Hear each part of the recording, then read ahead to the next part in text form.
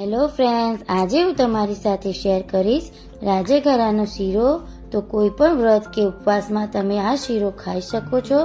તો બહુ જ ટેસ્ટી આ શીરો બને છે અને બનાવવામાં પણ 5 મિનિટ લાગે છે. તો ચાલો બનાવીએ પરફેક્ટ માપ સાથે રાજગરાના લોટનો શીરાની રેસીપી. તો હવે સૌથી પહેલાં એકદમ ટેસ્ટી રાજગરાનો શીરો બનાવવા માટે મેં અહીંયા 1 વાટકી રાજગરાનો લોટ લીધો છે. આપણે જે કપ કે વાટકી લોટ લીધો હોય એના કરતાં અડધી આપણે ખાંડ અને અડધું આપણે ઘી લેવાનું છે. તો માપ માટે તમે કોઈ પણ વાટકી કે કપ સેટ કરી લો. અને હવે જેટલું ખાસ પાણીનું ધ્યાન રાખવાનું છે. તો જેટલો લોટ લીધો હોય એના કરતાં ડબલ આપણે પાણી લેશું. તો અહીંયા મેં 1 વાટકી લોટ અને અડધી વાટકી ખાંડ અને અડધી વાટકી ઘી અને 2 વાટકી પાણી લીધું છે. હવે 2 વાટકી પાણી લીધું છે એ મેં ગરમ કરવા મૂકી દીધું છે. તો હવે આપણે લોટને શેકીએ ત્યાં સુધીમાં આપણું પાણી ગરમ થઈ જાય. અને હવે એક પેનમાં જે ઘી લીધું છે એને ગરમ કરવા મૂકી દઈશું. તો આ રીતે થોડું ઘી ગરમ થાય એટલે એમાં આપણે 1 વાટકી લોટ લીધો છે એને ઉમેરી દઈશું. ગેસની ફ્લેમને ધીમી રાખીશું અને લોટને ઘી સાથે શેકી લઈશું. રાજગરાનો લોટ ઘી કરતાં અડધું જાય છે. લોટને ઘી સાથે મિક્સ કરશો ત્યારે તમે જોઈ શકો છો ઘી એકદમ સરસ એબ્ઝોર્બ થઈ ગયું છે. પણ જેમ જેમ લોટ શેકાશે એમ એમ ઘી છૂટું પડશે. તો આપણે લોટને 4 થી 5 મિનિટ માટે મીડિયમ ગેસ પર શેકવાનો છે. તો 4-5 મિનિટ પછી તમે જોઈ શકો છો લોટનું ટેક્સચર બદલાઈ ગયું છે અને હવે લોટમાંથી ઘી છૂટું પડવા લાગ્યું છે. તો જ્યારે ઘી છૂટું પડવા લાગે ત્યારે આપણે પાણી ઉમેરવાનું છે.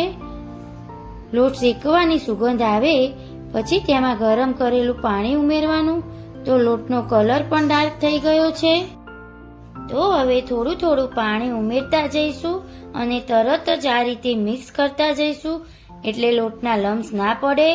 તો તમે જોઈ શકો છો ધીરે ધીરે મેં બધું પાણી મિક્સ કરી દીધું છે અને એકદમ પરફેક્ટ આ શીરાનું ટેક્સચર આવ્યું છે. અને તમારે ઢીલો કરવો હોય તો તમે આમાં પાણી 2.5 કપ જેટલું લઈ શકો છો.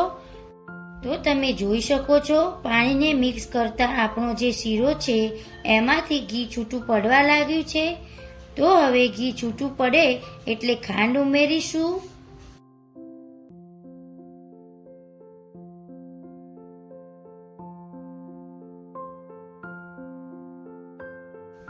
તમે તમારા પ્રમાણે ખાંડની ક્વોન્ટિટી લઈ શકો છો. તમારે ડ્રાયફ્રૂટ ઉમેરવા હોય તો તમે ઉમેરી શકો છો. આ શીરો ડ્રાયફ્રૂટ વગર પણ બહુ સરસ લાગે છે. ખાંડ મેલ્ટ થઈ જાય ત્યાં સુધી મિક્સ કરતા જઈશું. તો અહીંયા બધી ખાંડ સારી રીતે મેલ્ટ થઈ ગઈ છે અને ઘી પણ સરસ ઉપર આવી ગયું છે. તો આપણો રાજગરાનો શીરો ખાવા માટે તૈયાર છે. તો તમે આ રીતે શીરાને જરૂરથી ટ્રાય કરજો. તો વ્રત કે ઉપવાસમાં કંઈ સ્વીટ ખાવાનું મન થાય તો તમે આ શીરાને બનાવી શકો છો. આ શીરાને બટાકાની ભાજી કે મોરૈયાની ખીચડી સાથે સર્વ કરશો તો બહુ જ ટેસ્ટી લાગશે. તો આ શીરાને આપણે સર્વિંગ બાઉલમાં કાઢી લઈએ અને ઉપરથી બદામથી ગાર્નિશ કરીશું. અને તમે આ રેસીપી જરૂરથી ટ્રાય કરજો. તમને મારી રેસીપી ગમતી હોય તો લાઈક, શેર અને સબસ્ક્રાઈબ કરો. Thanks for watching video. Bye, take care, આવજો.